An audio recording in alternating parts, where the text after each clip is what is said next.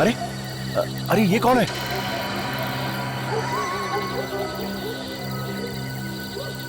लगता है कोई भिखारी है। चलो चल के देखते हैं।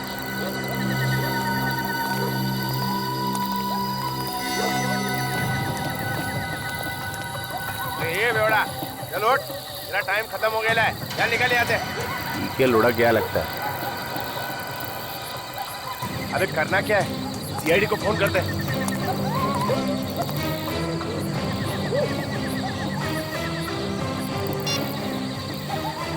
Hello hello CID.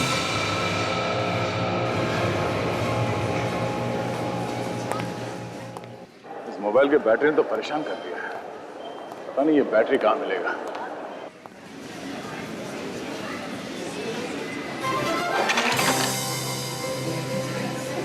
I am so sorry. मैं कर लूँगी। नहीं, इट्स ओके।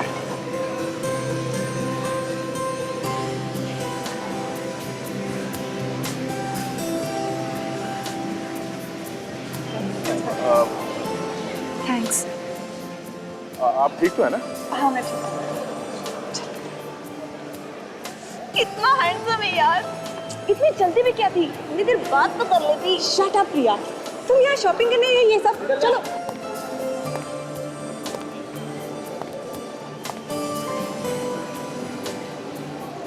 माय गॉड, मैं क्यों आया था यहाँ पे? ओ हाँ, फोन की बैटरी। शायद ये बैटरी ऊपर मिल जाए। हे, ऊपर चलते ना। हाँ चलो। अरे कितना भी शॉपिंग कर लो कम ही होता है ना। एक काम करते हैं, हम उस दुकान में जाते हैं। मुझे बहुत सारी टॉप्स खरीदने। ए वहाँ पे भी जाके देखते हैं ना।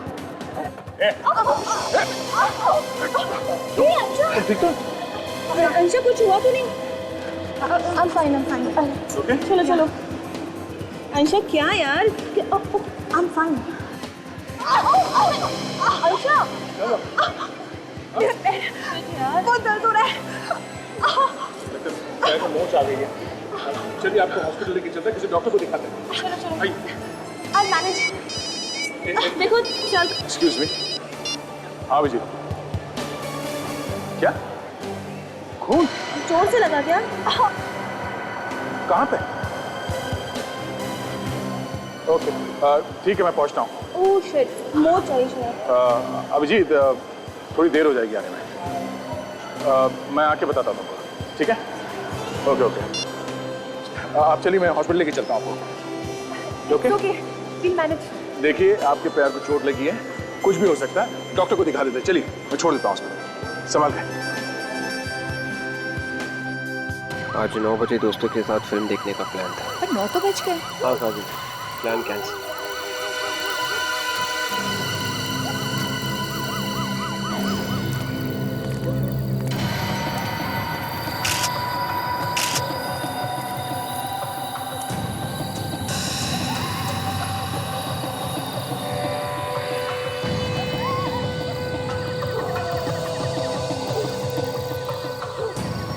कितने बजे देखा था तुम लोगों ने? अभी अभी साहब, जैसे ही देखा आप लोगों को फोन कर दिया। कितने बजे की ड्यूटी है तुम लोग? साहब रात की ड्यूटी लगी थी, अभी भी पहुंचा था रात को 8:30 बजे साहब।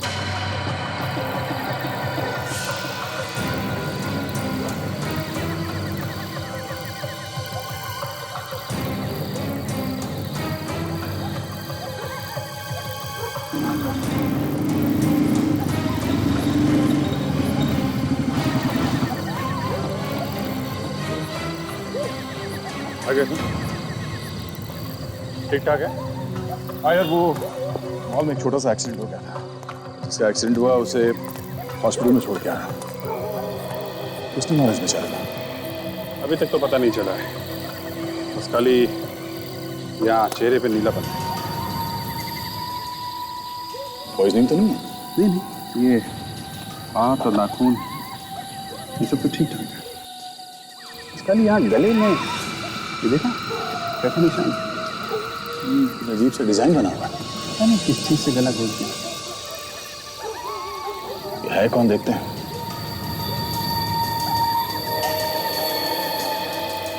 एक बात बताओ, तुम लोगों ने इस आदमी को यहाँ सोसाइटी के आसपास पहले कभी देखा? नहीं नहीं साहब।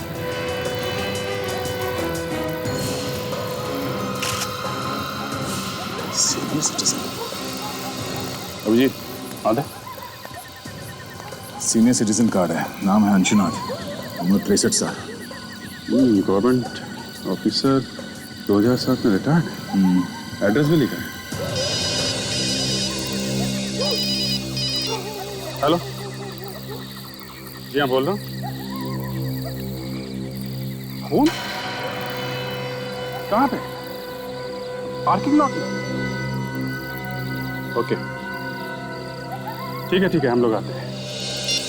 यार एक और खून हो गया। दो खून एक ही टाइम? हाँ, काम करो, तुम वहाँ पार्किंग लॉट में जाके देखो क्या चक्कर है। तब तक मैं देखता हूँ यहाँ आसपास कुछ सबूत मिलता है क्या। ठीक है, चलो।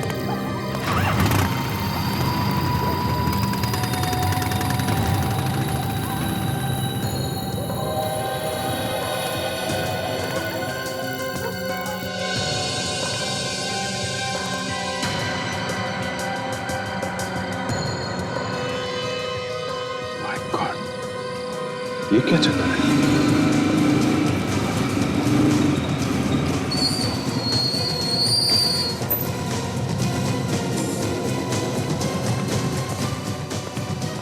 अब थोड़ा दूर खड़े रहिए प्लीज।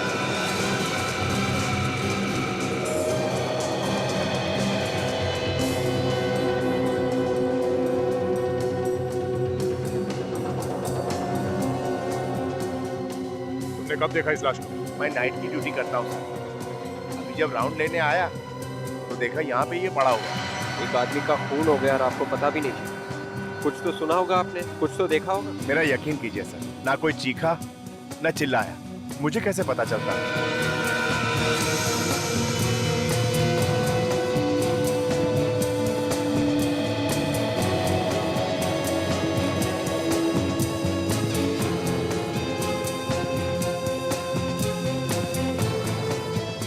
टायर के निशान काफी गहरे हैं। ऐसे लगता है कोई यहाँ गाड़ी में छुप के बैठ के इस आदमी का इंतजार कर रहा था यहाँ आने का।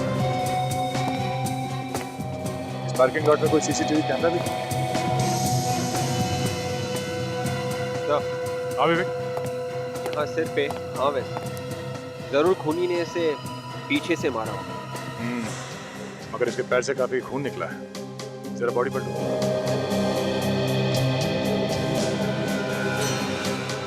ये तो केशव सर है, इसी बिल्डिंग में इनका ऑफिस है सर। अच्छा, देखा विवेक, इसके जान की नस काटी है।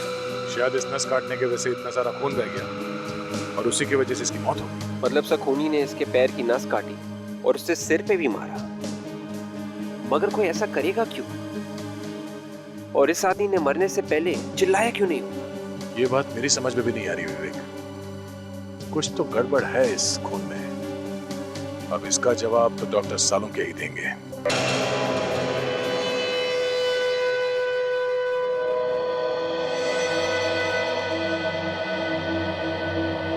सालुंके तू टेंशन में क्यों है? ये दो खून हुए इसलिए? अरे मुझे क्या टेंशन है भाई, मैं अपनी लैब में खड़ा हूँ।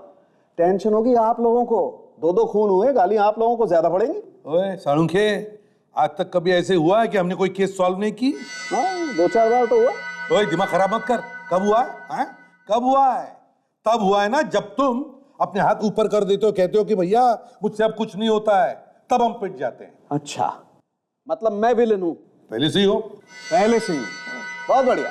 मतलब अगर अपराधी न पकड़ा जाए तो न पकड़े जाने की माला मेरे गले में, और अगर अपराधी पकड़ा गया तो उसकी तालियां आप लोगों के हिस्से में। बिल्कुल। तो जाइए, तालियां बजवाइए, जाइए। अरे सालुंके, मेरी बात सुन।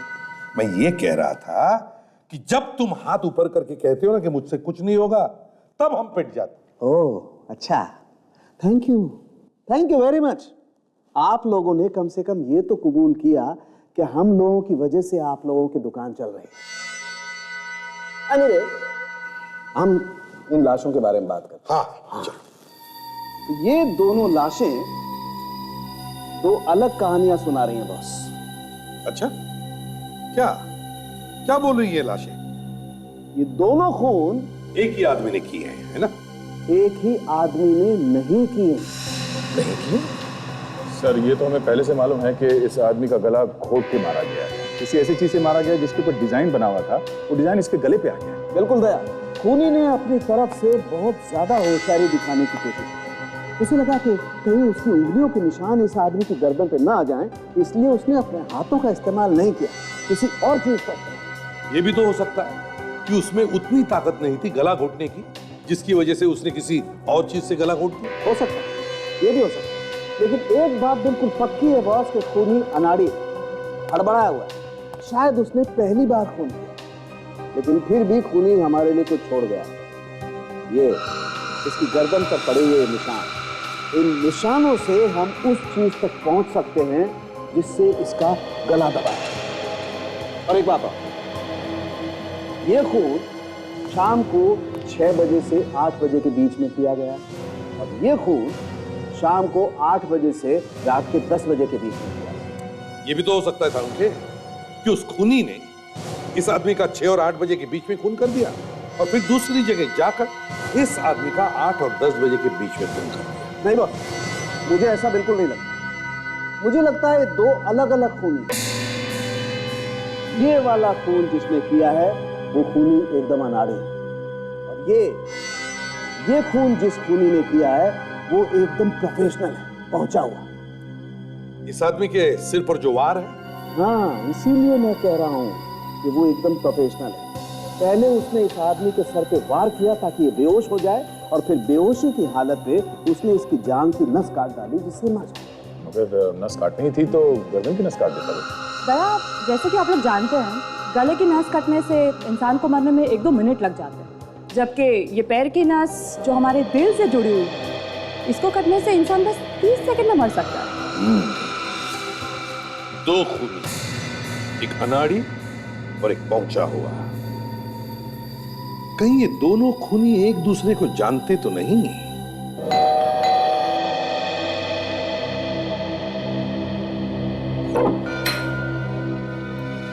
जी, हम लोग सीआईडी से और अंशुनाथ जी के खून के बारे में पूछताछ करनी। जी, मैं उनकी बेटी हूँ। आइए, अंदर आइए। Thank you. घर में और कौन कौन रहता है? ये मेरे पति रजत है। हम लोग मम्मी पापा के साथ ही रहते हैं। आपकी मम्मी कहाँ है? वो मंदिर गई है पापा के लिए हवन करने, बस अभी आती होगी। ये आपकी मम्मी हवन करवाने अकेली गई है? जी, एक्चुअली पापा इन्हें ज्यादा पसंद नहीं करते थे। मैंने उनके मर्जी के खिलाफ जाकर रजत जी से शादी की थी, इसीलिए मम्मी ने उनके आत्मा की शांति के लिए रजत को हर पूजा और हवन से दूर रहने के लिए कहा। तो इसीलिए अकेली गई हैं हवन करवाने के लिए? जी सर, मरने के बाद कोई किसी से नाराज कैसे रह सकता है?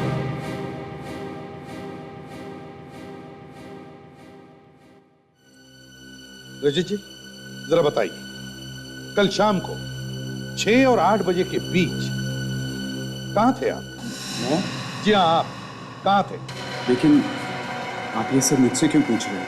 वो इसलिए क्योंकि इनकी पिताजी का, अंशुनाथ जी का खून हुआ है कल शाम 6 और 8 बजे के बीच। सर, आप मेरे पति पे शक कर रहे हैं, वो भी मेरे पापा के खून के इल्जाम में। वो इसलिए क्योंकि आप ही ने बताया था ना कि आपके पिताजी और इनकी बनती नहीं थी। पर सर, कोई बात नहीं बता। अगर कातिल को पकड़ने में इन्हें इससे कोई भी मदद मिलती है तो पूछने दो इन्हें। सर, कल शाम को 6 और 8 के बीच में मैं अपने दोस्त के साथ एक बार में बैठा था। वहां का बिल शायद अभी भी मेरी बैंक में है, मैं लेके आता हूँ। जल्दी।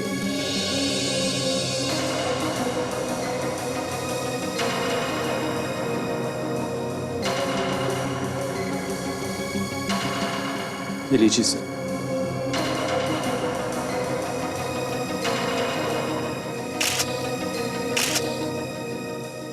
काजल, सर, एक बात और है, शायद इससे आपको कुछ मदद मिले। बताइए। पापा ने काफी लोगों को पैसे उधार दे रखे थे और उनमें से कोई भी उन्हें पैसे लौटा नहीं रहा था।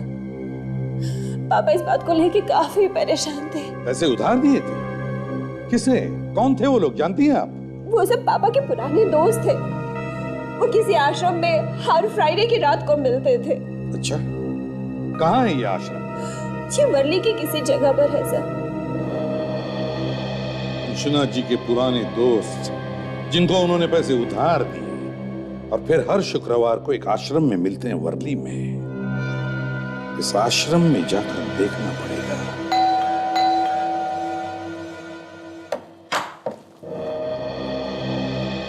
केशव का घर यही है? जी हाँ। हम लोग सीआईडी से। सीआईडी?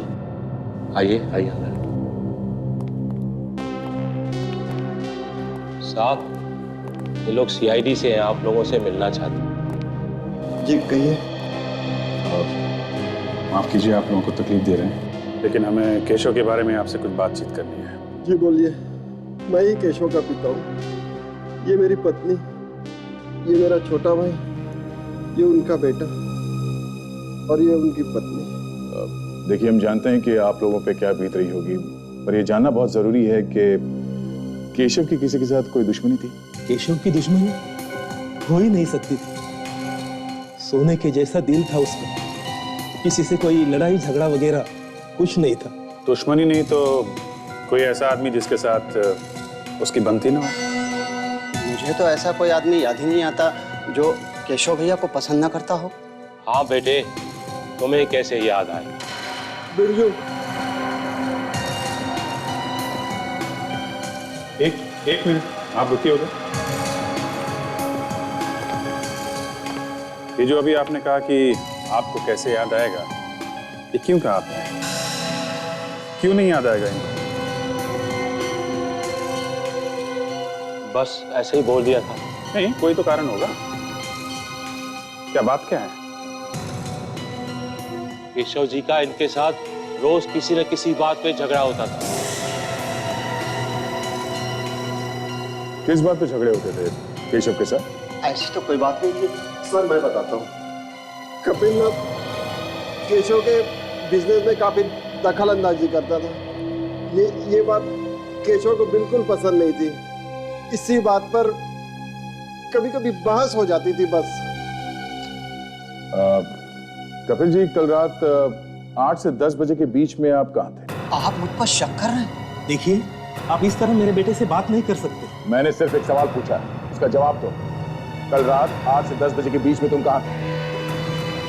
मैं कल शाम को अपने दोस्त देवांग के घर पे था। देवांग के यहाँ? लेकिन कल जब अपनी बात हुई थी तब तो तुमने कहा था कि तुम मयूर के यहाँ हो।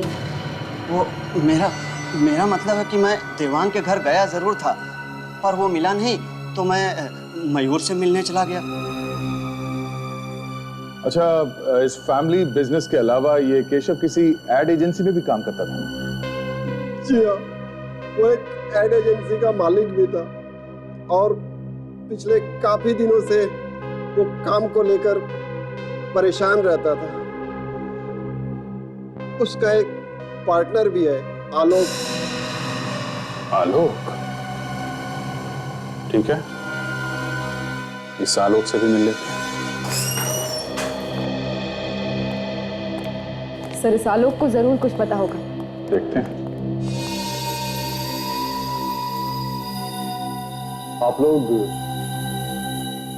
आप मिस्टर आलोक हैं? यस। आप लोग? हम लोग सीआईडी से हैं। आपको तो मालूम ही होगा कि केशव का खून हो गया है। जी हाँ, मुझे मालूम है। बस उसी सिलसिले में कुछ पूछताछ करनी है आपसे। It's such a shock. कल तक जो मेरी बगल वाली कुर्सी पर बैठा करता था, वो अचानक यकीन नहीं होता। केशव की खूनी को पकड़ने के लिए किसी भी तरह की मदद चाहिए, मैं करने को तैयार हूँ। Excuse me sir. सर, ये कुछ अर्जेंट पेपर्स हैं, क्लाइंट्स को भेजने हैं, आपके सिग्नेचर।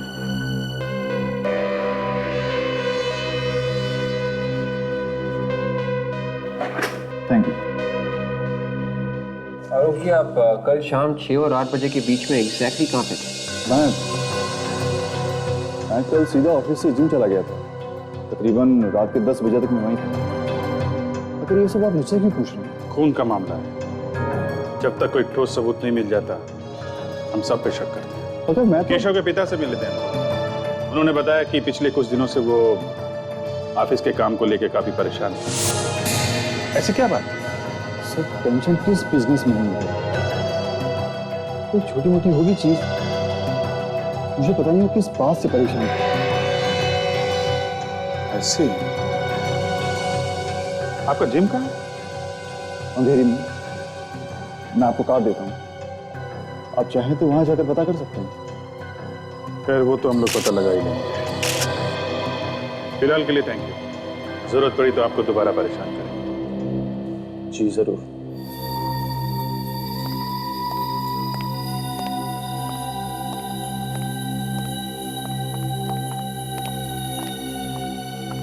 ये क्या चक्कर है? ताशा देखो जरा।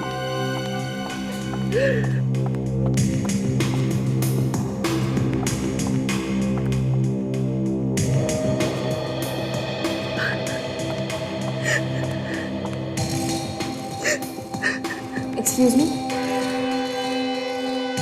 क्या हुआ? आप इस तरह बाहर से अंदर क्यों आ गए?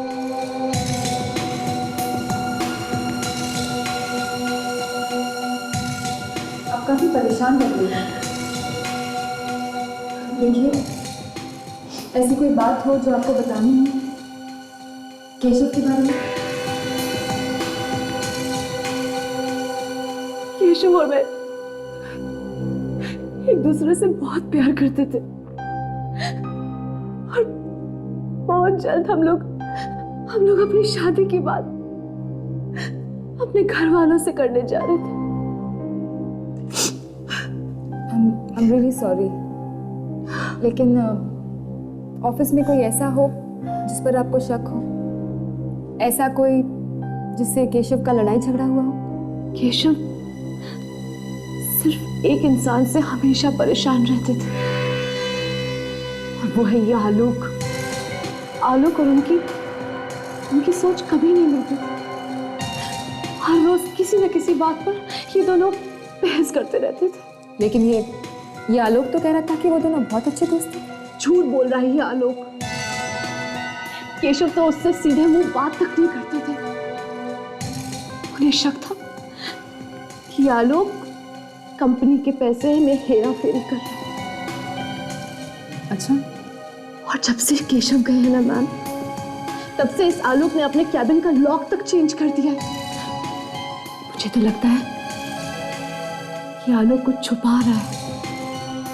मैम यकीन मानिए, इसी ने मेरे केशव को मारा, इसी आलोक ने। ये आप इतना यकीन के साथ कैसे कह सकते हैं? कोई सबूत है आपके पास? सबूत ही तो ढूंढने की कोशिश कर रही हूँ, लेकिन मैं उसके कैबिन में अंदर जा नहीं पा रही। या तो ये खुद अंदर होता है या फिर कैबिन को लॉक करके चला जाता है। इसके और इसके पीने के अलावा इसके कैबिन में अंदर घुसने की परमिशन और किसी को नहीं है। ठीक है, आप बिल्कुल चिंता मत कीजिए। अब जो करना है हम लोग करेंगे।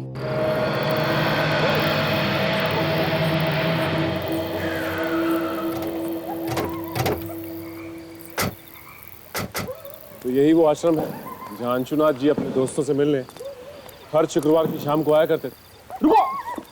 रुको, ये आश्रम है। जूते पहन के जाओगे तो पाप लगेगा।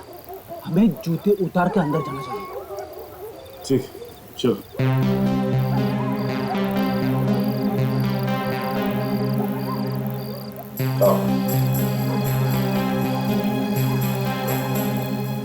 चलो और एक चाल चल। ये सब क्या हो रहा है यहाँ पे? बहुत चालें चल रही। आश्रम के नाम पर अय्याशी हो रही है यहाँ पर। आप? हम लोग सीआईडी से हैं। अंशुनाथ के खून के बारे में पूछताछ करने आए हैं। सीआईडी? हाँ सीआईडी। क्लब जैसे माहौल को आश्रम कहते हैं आप लोग? सर जी, हमारे जैसे उम्र के लोग जाएं तो और कहाँ जाएं? हम सब रिटायर्ड लोग हैं। अब अगर घर पर बोलेंगे ताश खेलने जा रहे हैं तो बहू बेटे क्या समझेंगे? हाँ, देखिए, इसीलिए आश्रम का बहाना देकर हम हफ्ते में एक बार यहाँ आते हैं, हंसते हैं, खाते हैं, जीते हैं और कभी कभी पी लेते हैं। वो सब तो ठीक है, लेकिन आपके बीच से आपके एक दोस्त अंशुनाथ जी गुजरे। आप लोगों ने हफ्ते भर के लिए भी ये हंसना खेलना बंद नहीं किया? भाई उम्र ही ऐसी है, हमने तो सब कुछ देख लिया, अब तो बस जाने के इंतजार में जी रहे हैं। बात तो ठीक कही आपने, पर कम से कम अंशुनाथ जी के खूनी को पकड़ने में आप हमारी मदद तो करेंगे ना? जरूर करेंगे, लेकिन ये अंजुनाथ के मर्डर करने वाले को क्या फायदा हुआ होगा, समझ में नहीं आता। उसके घर वालों के बारे में हम ज्यादा कुछ तो नहीं जानते, पर एक बार उसका दामाद रजत उसका पीछा करते करते यहाँ आया हुआ था। उन दोनों में काफी बहस भी हुई थी। हमें तो पता चला है कि अंशुनाथ जी से आप लोगों ने कुछ उधार पैसे लिए थे जो अभी तक लौटा ही नहीं है। अरे किस उधार की बात कर रही हैं आप? हाँ?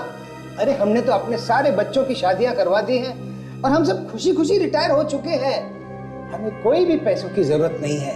अंशुनाथ को बड़ा दांव खेलने की बहुत आदत थी। जब भी उसे हम रोकते थे तो कहता था सारी जिंदगी पैसा कमाने में निकल गई, अब खर्च करने का मजा ले रहा हूं। सही कह रहा है। अब बड़े दांव में जीत तो बड़ी होती है, लेकिन हार भी बड़ी होती है। वो बहुत बार गेम में पैसे हार चुका था। शायद इसी बात को छुपाने के लिए उसने घर वालों से झूठ बोला होगा। तो ये बात है। ठीक है, अगर हमें आप लोगों की दोबारा जरूरत पड़ी तो हम आपको याद करेंगे। जी।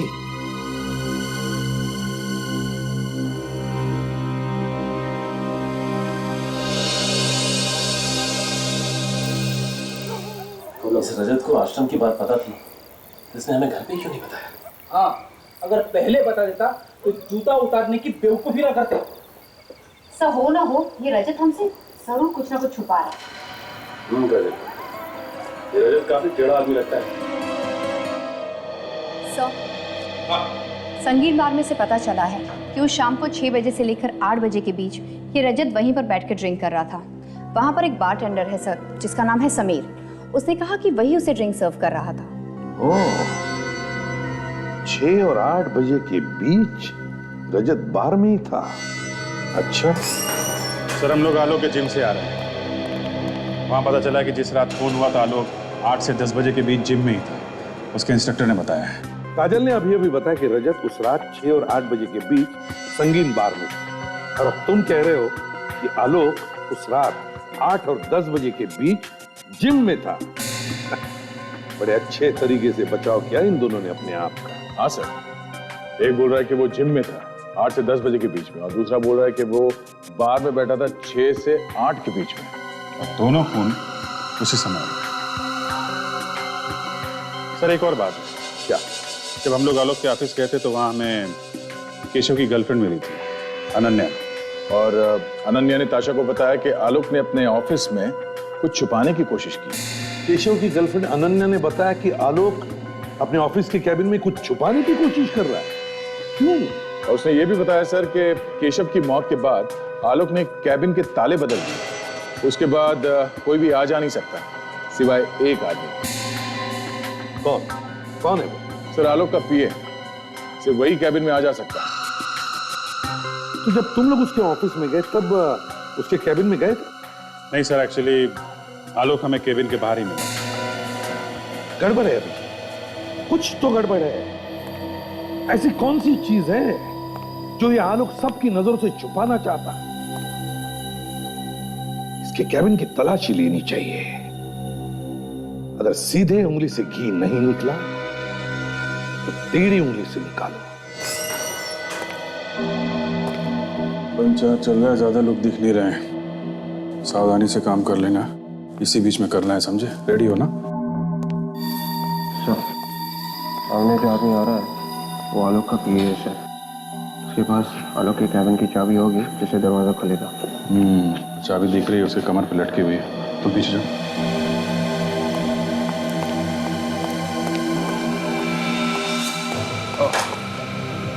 संभाल के लगी तो नहीं आपको?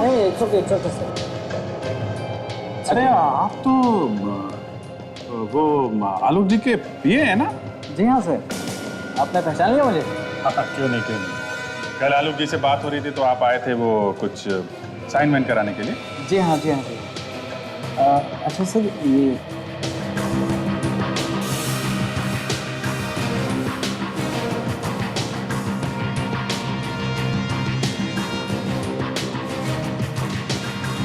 उन्होंने थोड़ी ना सोचा होगा कि पार्किंग लॉट में कोई बैठा हुआ है, उनका खून करने के लिए उनका इंतजार कर रहा है।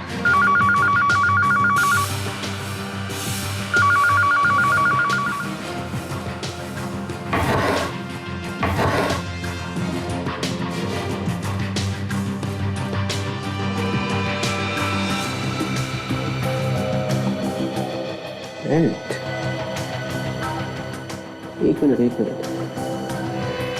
ये बेल्ट का पैटर्न बिल्कुल वैसा ही है जैसा हमें अंशुना के गले पे मिला। 9 बजे आ जाते थे? जी हाँ। और किस किस प्रोजेक्ट पे काम चल रहा था? अभी तो फिलहाल दिवाली के लिए कुछ खास एड डिजाइन कर रहे थे, वो खत्म होते ही क्रिसमस और न्यू ईयर के लिए कुछ प्लानिंग चल रही है। वैसे केशव सर ने एक अभी फ्रेश एड बनाया था। नहीं मत बताना टीवी में देखूंगा ना फ्रेश तो अच्छा लगेगा। वैसे भी मेरा काम हो गया है। आपका काम मतलब?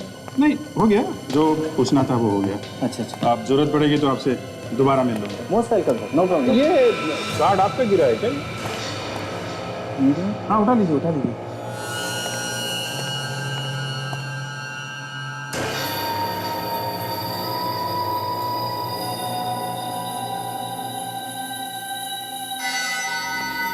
ये है वो बेल्ट जो आलोक सबकी नजरों से अपने कैबिन में छुपा के रख रहा था। और सर डॉक्टर आलोक ने भी कंफर्म किया है कि ये वही बेल्ट है जिससे अंशुनाथ का खून हुआ है। ये वही बेल्ट है जिससे अंशुनाथ का खून किया गया, मगर ये बेल्ट आलोक के पास कैसे?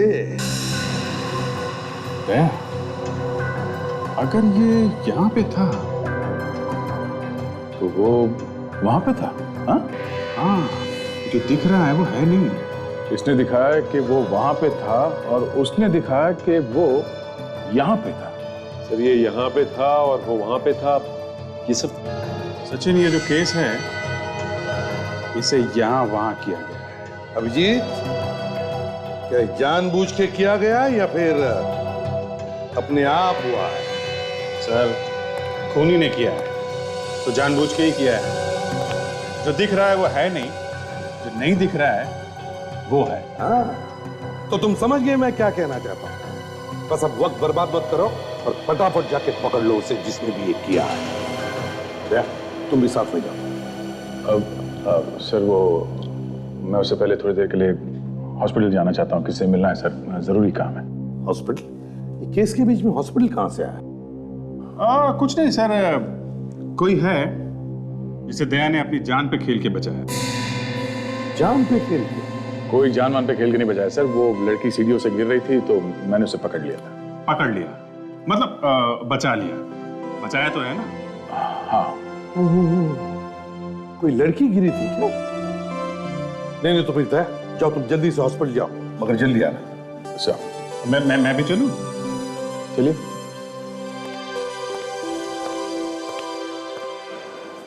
अच्छा तो यहाँ पे है तुम्हारी अंशा। सिर्फ अंशा अभिजीत, कोई मेरी अंशा नहीं। और प्लीज अंदर कुछ इधर उधर की बातें मत कर देना।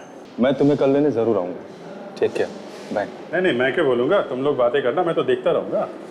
अंदर चलो तो सही।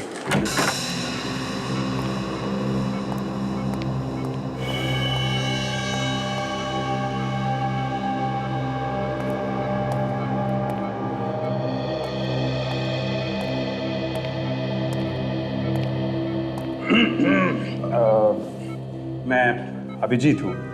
Sorry Abhijeet my friend. कैसे हैं आप? दर्द अभी कम है, पर पैर मुड़ने की वजह से मुझे मोच चाहिए है। But I will be fine. कल तक मुझे हॉस्पिटल से डिस्चार्ज भी मिल जाएगा। अच्छा, वेरी गुड। वो डॉक्टर ने एक्सरे वगैरह देख लिया ना? He is fine with it. I will be fine. Okay. अच्छा ये जो अभी आपसे मिलके गए वो कौन थे? वो मेरी फ्रेंड है प्रिया। नहीं उसके पहले जो गए थे वो मेरी कजिन है बंटी भैया। अच्छा बंटी भैया।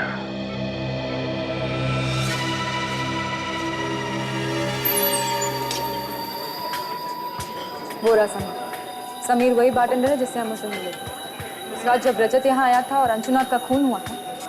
समीर यहाँ। अरे मैडम आप? समीर हमें तुमसे कुछ पूछना है। मैडम रजत के बारे में जो कुछ भी मुझे मालूम था वो सब कुछ मैंने आपको बता दिया। नहीं रजत नहीं, ये फोटो देखिए, आपने इस आदमी को पहले कभी देखा है? ये तो हमारे रेगुलर कस्टमर है और कुछ ही दिनों से यहाँ पर आने लगे। कुछ ही दिनों से मतलब कब से? करीब 1 महीने पहले हमारे इसी बार के आगे उनकी कार खराब हो गई थी। सब मैकेनिक आने तक यहीं पर आके बैठे थे, तब से हर रोज आना जाना है उनका। ओके, अच्छा याद करके बताइए, वो आदमी रजत को जानता था? कभी बात करते हुए देखा आपने दोनों को? सर बात करते हुए क्या, दोनों अच्छे दोस्त लगते थे और 3-3, 4-4 घंटों तक यहीं पर बातें करते रहते थे। Sameer, thank you very much. ACP sir को फोन करके बताइए।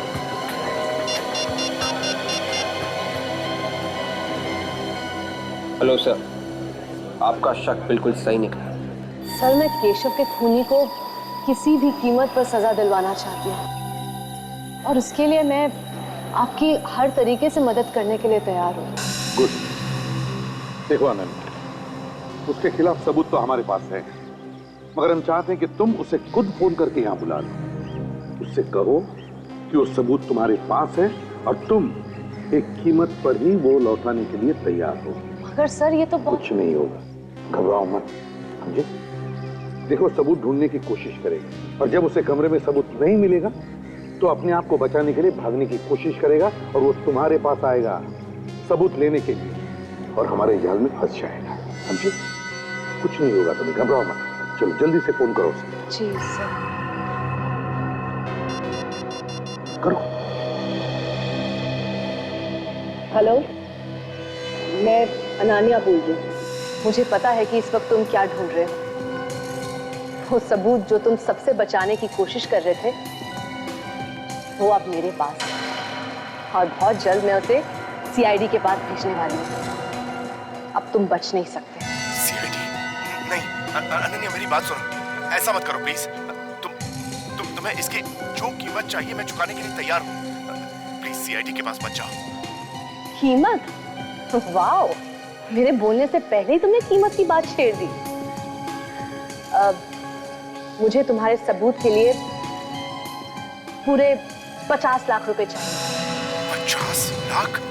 देखो, हाँ, रकम की मत सोचो, अपनी जान के बारे में सोचो, वरना बिना टाइम वेस्ट किए मैं सीआईडी के पास चली जाऊंगी, समझे ना? नहीं नहीं, ठीक है, मैं तैयार हूँ। मुझे 2 घंटे में मिलो, मैं तुम्हारे पूरे पैसे कैश में दे दूंगा। प्लीज वो सबूत किसी और को मत दिखाना। मैं इतनी बेवकूफ नहीं हूँ। अच्छा, कहाँ मिलना है?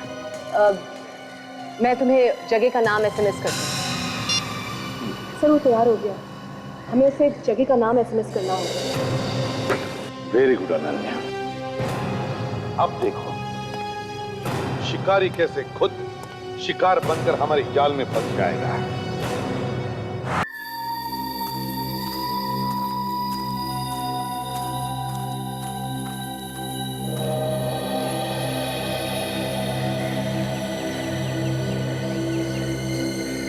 मेरे पैसे लाए हो? तेरे समझ के देखो।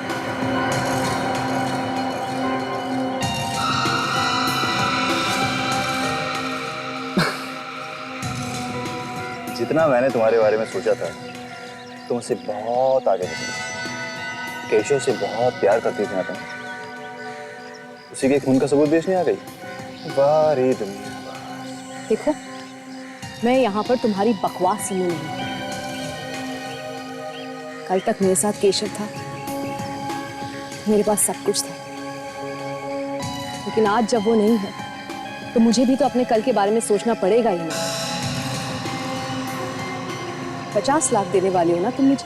हाँ, मगर उसमें थोड़ी सी प्रॉब्लम है। मजबूरी? ये कौन सा नया ड्रामा है? देखो, वैसे भी बहुत कुछ हो चुका है। 50 लाख देने को तो मैं तुम्हें अभी दे सकता हूँ, मगर मुझे इस चीज पर यकीन नहीं कि 50 लाख रुपए लेकर तुम सीधे सीआईडी के पास चली जाओगे। मेरा सारा राज तो खुल चुका ना तुम्हारे सामने। क्यों?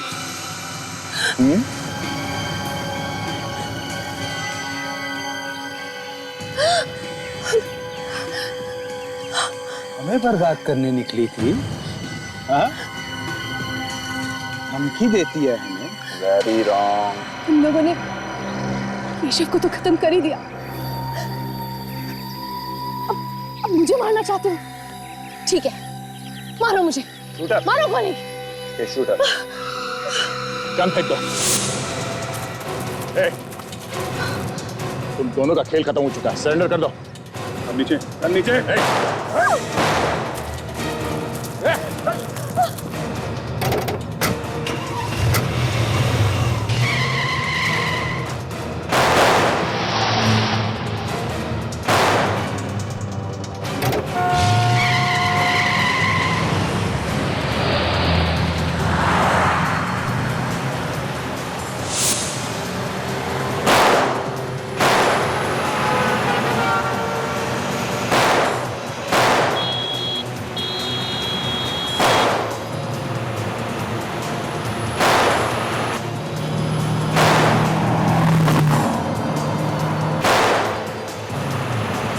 आखिर लड़की ने फंसा ही दिया ना। ओह माय गॉड, क्या हुआ? लगता है टायर पंचर हो गया। टायर पंचर हो गया? हाँ, क्या बात कर रहे हो?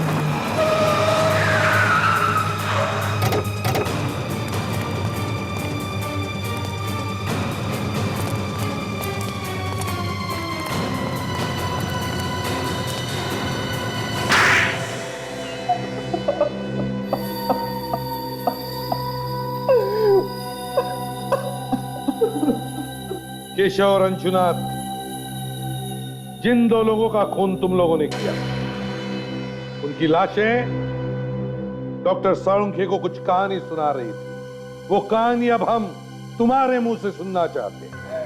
पर हमने तो कुछ किया ही नहीं है, बिना वजह हमें फंसाया जा रहा है। दो फोन करके चुपचाप बैठा है कुंडली मार के, सोचता किसी को कुछ पता नहीं चलेगा है? तुम्हारे पास सिर्फ एक ही लाइफलाइन बची है। कौन सी? सच बोलने की लाइफलाइन। सच बोलने की लाइफलाइन? हाँ, सच बोल, सच। सच के अलावा कुछ नहीं सुनेंगे हम लोग। मगर मेरी तो कोई गलती नहीं है। चुप, कुछ बोलना मत रजत। मैं और नहीं झेल सकता, मुझसे अब कुछ नहीं होगा। मुंह खोलोगे तो मारे जाओगे। ये क्या बोलेगा? इसके पास तो एक भी लाइफलाइन नहीं बची है। मैं सब कुछ भूल गया, मुझे कुछ याद नहीं है। हो, बेचारा सब कुछ भूल गया है। चलो हम तुम्हें याद दिलाते हैं। दया, जरा दिलाओ याद इसे।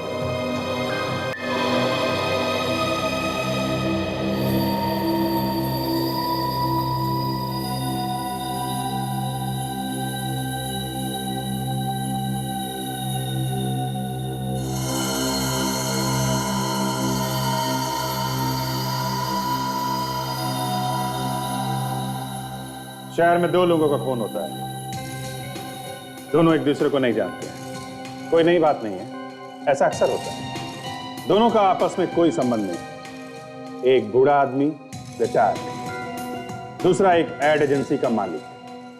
दोनों खून दो अलग अलग जगह पे अलग अलग टाइम पे होते हैं।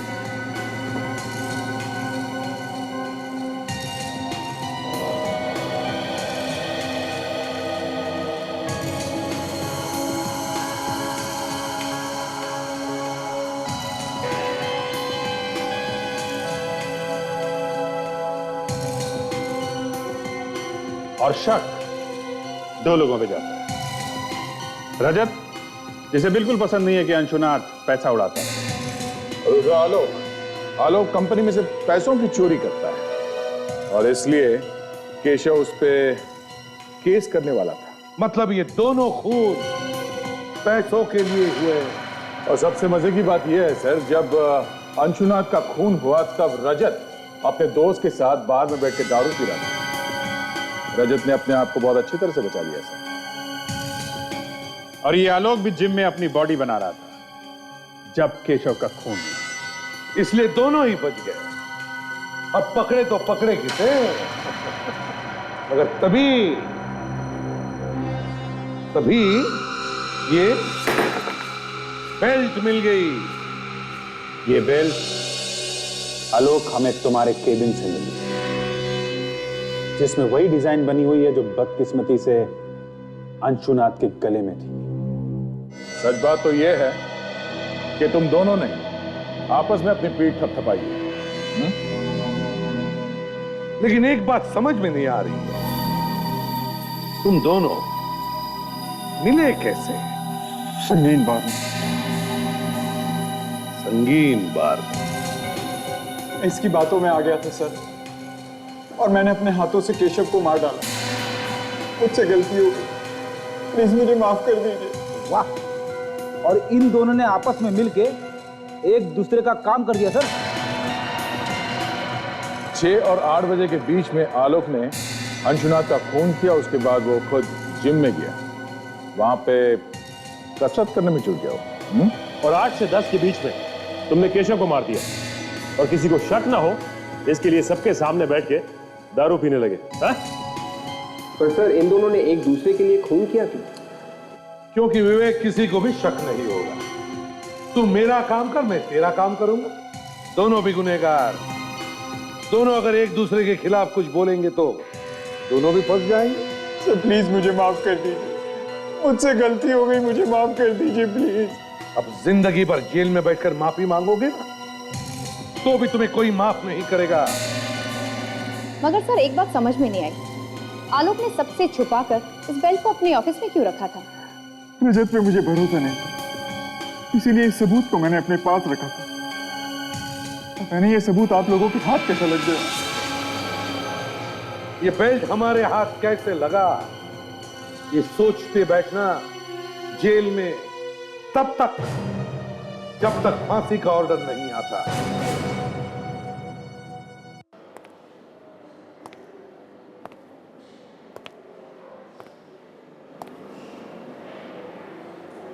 क्या हो गया?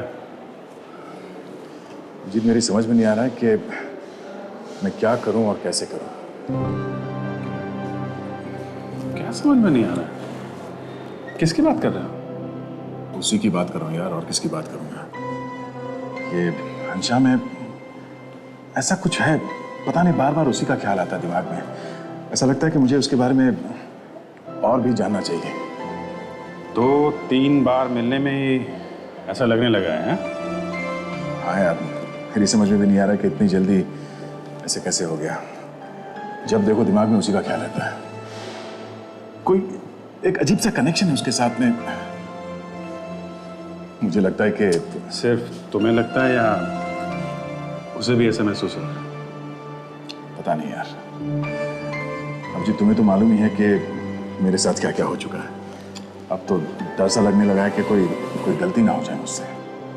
तुम्हें लगता है कि तुम फिर से चक्करों में ना फंस जाओ? हैं? पता नहीं। धीरे, एकदम से धीरे। दर्द हो रही है ना? हाँ। हाय। हाय। क्या कहा डॉक्टर ने? 1 हफ्ते में एकदम ठीक हो जाऊंगी, बिल्कुल पहले जैसे। बस तब तक चलना फिरना थोड़ा कम करना पड़ेगा। ये तो अच्छी बात है, तुम्हें रेस्ट की जरूरत है। You should take rest and take care also. I will drop you. Come. संभाल के प्लीज।